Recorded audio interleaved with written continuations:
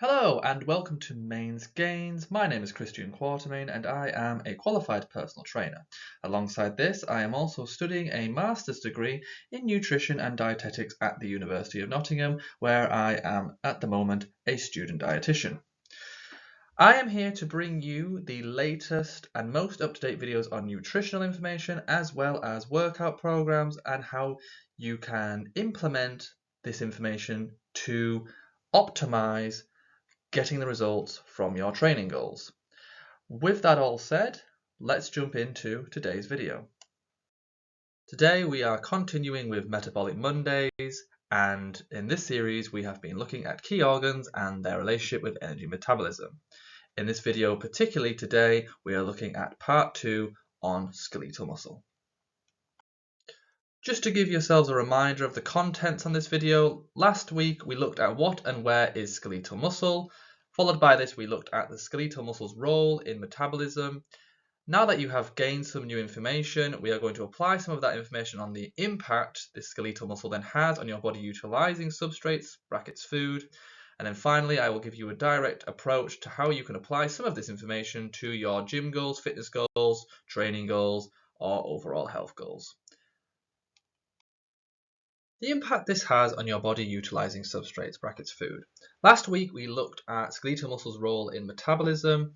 With that information, I am now going to elaborate further on how the skeletal muscle can impact your body utilizing substrates like glucose, fat, and protein. So first of all, glucose is broken down through a process called glycolysis and fat through a process called beta oxidation. Glycolysis is an anaerobic pathway, meaning it doesn't require oxygen. Beta oxidation is an aerobic pathway, meaning it does require oxygen.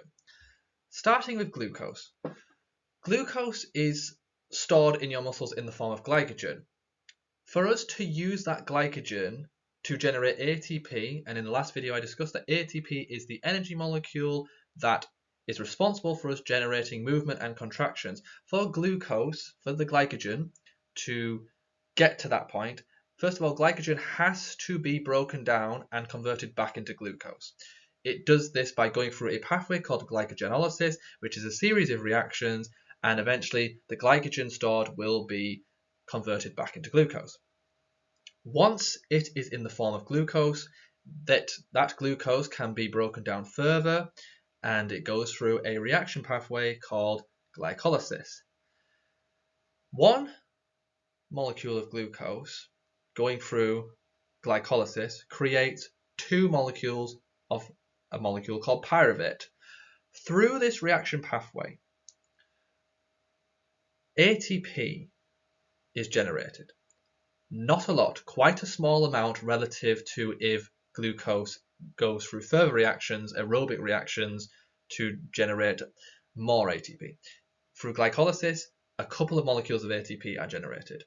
A byproduct that is also generated through glycolysis is lactic acid. When we are doing high intensity exercise, whether it's weight training or sprinting, we can't do it for very long. We do it for about 10 to 20 seconds. And then we will notice that our speed or our intensity will drop off significantly, or we might want to stop altogether. And that is because, first of all, the lactic acid is building, so we start to feel that burn, we start to feel worn out. The demand for oxygen is exceeding our intake, so we end up fatigued, we need oxygen to breathe.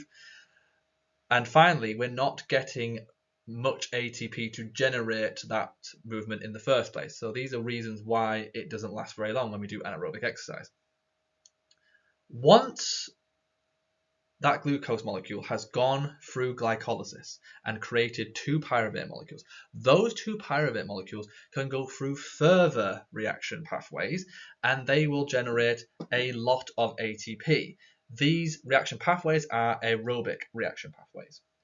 And I think one molecule of glucose going through that whole reaction, glycolysis, for further reactions as pyruvate, altogether it can create something like an approximately 30 to 32 molecules of ATP. Fat, on the other hand, cannot go through glycolysis. It has to react with oxygen. Therefore, if you are doing aerobic exercise, you can use either glucose or fat as a fuel source. But if you are doing anaerobic exercise like HIITs, like weightlifting at high intensities, you do not use fat because fat cannot go through glycolysis to create that energy to do those movements. Therefore, exercise intensity influences energy sources being used. High intensity exercise is anaerobic because the demand for oxygen exceeds intake, which means the body will be using glucose as its fuel source. Medium to low intensity is aerobic because oxygen intake can meet what is being demanded. Glucose is still predominantly the fuel source used during endurance exercise, but it will switch more frequently to fat to spare glucose.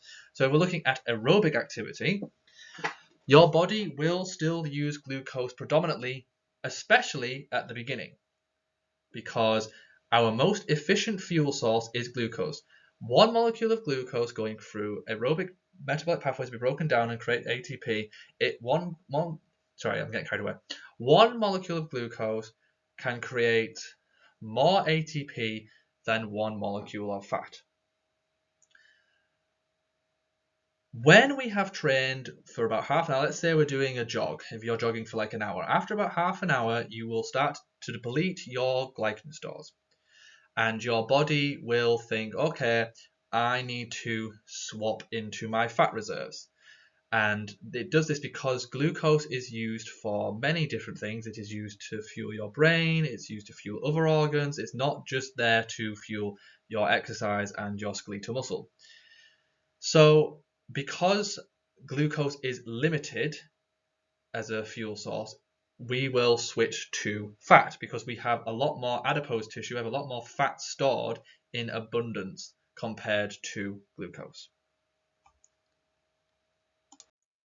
And finally, applying this information to your fitness goals. What does all that mean? Well, I'm going to give you a direct approach to how you can use some of this information and apply it to your goals. First of all, if we want the body to optimally burn fat as an energy source, then you need to be exercising at approximately 60 to 70% of your max volume of oxygen capacity, or equivalent to that, roughly around 120 to 140 beats per minute from your heart. Why? Because if you are in a weight loss phase and a body recomposition phase, then you are going for that, first of all, slimming down look, but you want the tight look. You want some muscle there, so there's no saggy parts. For this to be optimal, these results to be optimal, you want to use your stored glucose to power your resistance training on the weights. Weight training, if you are training into the 6 to 20 rep zone, that is mostly anaerobic. And from the previous slides discussed, anaerobic training is powered by glucose. It is not powered by fat because fat cannot be broken down through anaerobic pathways, whereas glucose can. If you are doing high intensities in cardio, if you're working out at like 90% of your max volume oxygen capacity or 100%, if you are doing high intensity cardio training, you are burning through your glycogen, you are burning through your glucose. And yes, when you have finished your HIIT training, you won't have burnt fat during that HIIT training. You'll have only burnt carbohydrate, glucose. But afterwards, when you're pottering around for the rest of the day doing jobs and that, you will burn more fat because you have depleted your glycogen stores, therefore making them limited, so that your body will then switch over to burning fat much more than it would have. But you don't need to do that because you can just burn more calories by doing cardio aerobically.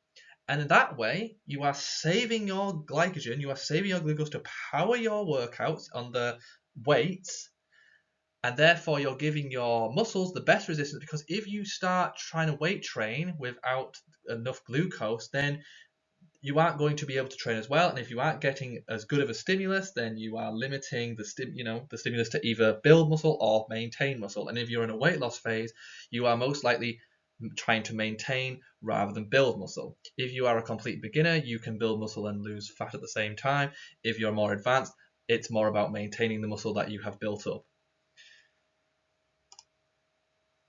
When you are working out at 60 to 70% or 120 to 140 beats per minute, this tends to be at around a running pace or a marathon pace where you can go for a very long time.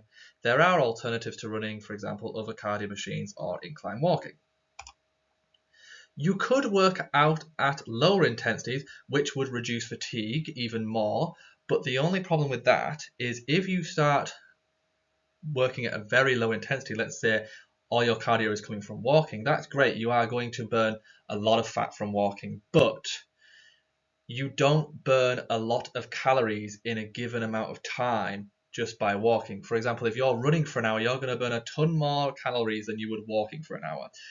So it's that kind of, you want to be burning enough calories for the day to actually be expending more energy than you're intaking, because if you're not expending more energy than you're intaking, then you're not going to burn and lose any weight at all. So you have to put things into practicality sometimes. If you have the time to walk like 3-4 hours a day, then you go for it, but most people don't have that amount of time, sadly. The other thing you could do is you could just keep reducing your calories. So you could just do very small amounts of cardio or none at all, and just focus on your weight training and just keep reducing your calorie intake.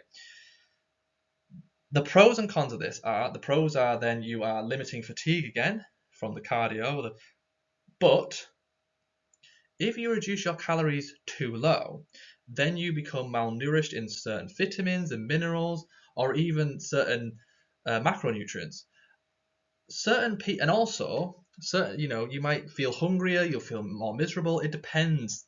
Everyone's very individual, because if you're a big bloke, if you've got a low, or a big lady, if you've got a lot of muscle mass, then you can get away with having still quite a lot of calories while being in a calorie deficit, because a lot of those carbohydrates and protein that they're eating is just going to their muscles because they have places for it to store. Whereas someone who doesn't have as much muscle mass, like I don't have, I wouldn't say I'm a hard gainer, but I definitely don't gain muscle that easily. For me, I'd have to go on a very low calorie deficit in the end to get as lean as I'd like to, and I'd just feel awful, and I would end up, like I said, malnourished, because I don't have as much muscle mass as someone like Ronnie Coleman or Dwayne Johnson, Arnold Schwarzenegger. So everybody is individual with this, but yes, you can keep reducing your calories, but be aware of how many calories you're limiting yourself to. Sometimes it's better to up your cardio rather than continuously reducing the calorie intake. High intensity training will burn calories, but it will deplete your glycogen stores, and you may want to conserve that glycogen for weight training. Once glycogen stores start depleting, the body will begin using fat as an energy source. I've already talked about this, so I'm not going to say it again. And finally, it all depends on your goals. If you're not too bothered about body composition, but you're more bothered about just losing the weight and slimming down, then it doesn't matter. Do HIIT training. If you enjoy HIIT training, if you enjoy like high intensity circuit training, if you enjoy high intensity body pump, running, sprinting, if all you care about is that, losing weight, that comes down to calories in versus calories out. If you're burning more calories than you're consuming, you will lose weight, whether it comes down to diet or exercise. If you're more bothered about body composition, and that kind of looking lean and tight as well as looking slim, then that comes into your weight training, and it comes into the substrates you are using as a fuel source and manipulating those to achieve your goals. One last thing before I end the video. If we look at fat as a fuel source, so let's say you went to the gym to do weight training and you were on a very low carbohydrate diet and most of your fuel was coming from fat. The problem with that is, first of all, as I said, you are not going to be able to fuel much of your resistance training from that, because fat cannot be broken down anaerobically. So when I did keto for a while, I would manage to get like 2 sets of my squats at a high intensity, and then I'd just want to stop. I'd be knackered. I'd have to lower the weight right down, or I'd have to do less reps. Obviously, you don't lose if you're on if you have 0 carbs in your diet. you would still have some glucose in your body because your body goes through processes to generate glucose. It goes through gluconeogenesis, which converts fat to glucose and protein to glucose. So you'll always have some in your body. So that's why if you do go to the gym, you will be able to do a bit of anaerobic exercise, but just not much. And if you run out of that, then your workout is going to deplete, and you need that stimulus to maintain your protein. Because if your muscles aren't getting the best stimulus they can get, let's say you've been in a bulk for a few months and you've built up quite a significant amount of muscle in that time. If your workouts then start coming down, the intensity starts dropping a lot, then the muscle you've built will be thinking, there's no reason for me to stick around. And your body will then, your brain or whatever in turn will then think, oh, we'll just use this as an energy loss because we don't need it, because it's not getting that stimulus, it's not lifting that heavy weight or having to do that heavy weight for that many reps to make your body think, oh God, we need that stimulus, we need to build more muscle, we need that protein, that dietary protein to build more muscle or maintain that muscle.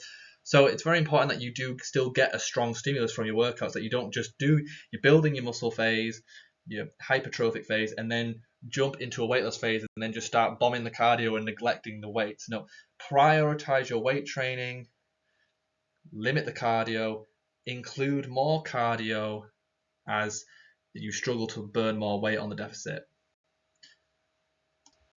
And I'm going to end the video here. I think I covered as much as I could. Sometimes it's actually difficult recording these videos because I want to elaborate so much, and because I'm basing a lot of that off memory in the moment, I can't remember every little detail on the spot. And then I want to come back and say extra and extra. And I've even thought of something now about fat, about how not only does it not react with oxygen, but it also takes longer to mobilize and use as an energy source because glucose is stored in your muscles, so it's there ready. You literally take it, break it down into glucose, and it's there to wherever you're working out, whatever muscles you're using. I'm pointing the bicep as an example, but whatever muscles you're contracting, the glucose is stored there ready. Whereas when you are using fat, it's stored in your adipose. So you've got some fat stored in your muscle, but I'm on about the fat stored in your adipose tissue. Once it starts using fat from your adipose tissue, it's random. It just takes it from random places, and then say you're working out your legs and it takes adipose tissue from up here, it has to be mobilized, it has to be packaged in a way that it can travel through your bloodstream, it has to get to the area that's being worked, then it has to be unpackaged, then broken down into ATP. So this takes longer than it would for glucose. So that's another reason why glucose is a more efficient fuel source than fat. And with that said, my final point on today's video, I hope you enjoyed the content from part 1 and part 2. If you did, I'd really appreciate a like, and if you want to receive more content of this nature, please subscribe as well. I would also appreciate that. Thank you for watching. Take care. I hope to see you next time.